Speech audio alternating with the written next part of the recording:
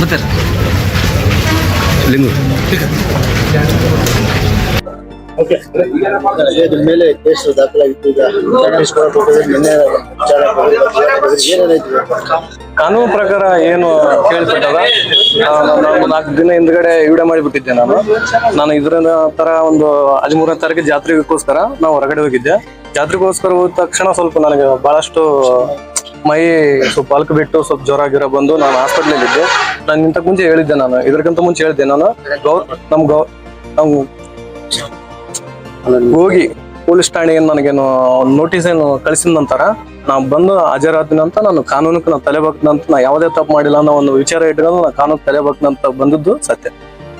ಇವತ್ತು ವಿಚಾರಣೆ ಆಯ್ತಲ್ಲ, ವಿಚಾರ ಅದು ವಿಚಾರ ಅನ್ನೋದು ಅದು ಕಾನೂನು ಏನ್ ಹೇಳ್ತದ ಅದ್ರ ಮೇಲೆ ನಾನು ಮತ್ತೆ ಬರ್ತಾರೆ ಖಂಡಿತವಾಗಿ ಬರ್ತೀನಿ.